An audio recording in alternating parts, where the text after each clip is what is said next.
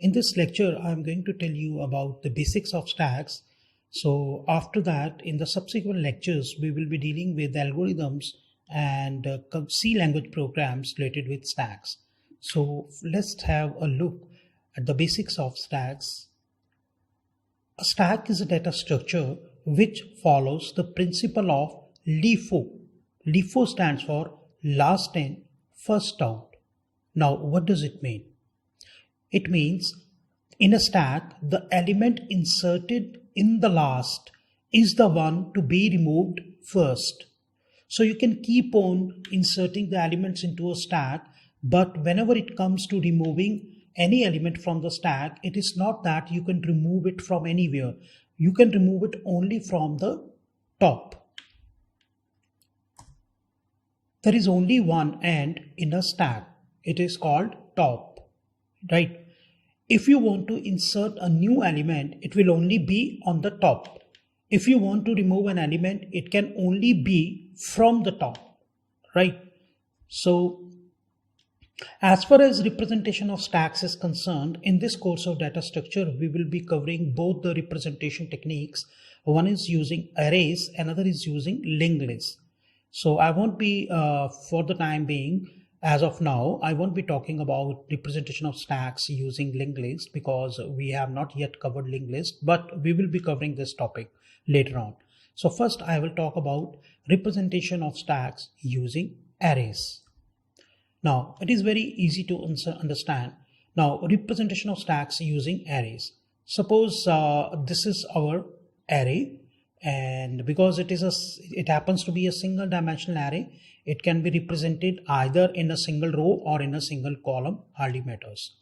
So let me tell you that we are starting our array, which is representing a stack in this case, from the bottom, right? So this is the subscript, this is the element for subscript number 1.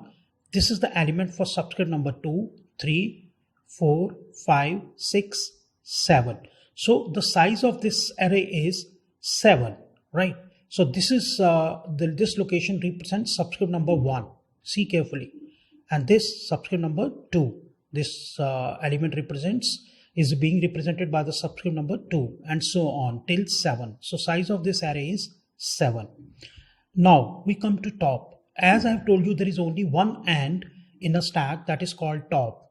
So initially the value of top is 0. See carefully, because we are dealing we are talking in terms of algorithms. So I have assumed that my first subscript of my array would be 1 and not 0. So when the value of top is 0, that means the stack is empty. The stack is empty. So see, now what happens is I'm going to insert the first element into this stack. Suppose it happens to be 10. Now it will be inserted only after incrementing the value of top by 1. So from 0 it will become 1. So this is an indication that this is the first element into the stack. Now I want to insert another element into the stack because I can insert it only on the top. So I would say what I would do is I would increment the value of top by 2.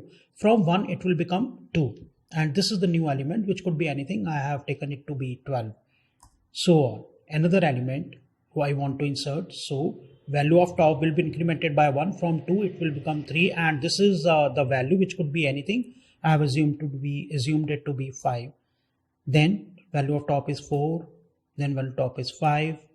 Then value of top is 6. I keep on, and this is a value of top is now 7, and this is 100 because now the value of top is equal to the size. Listen carefully. Now the value of the top is equal to the size of the array.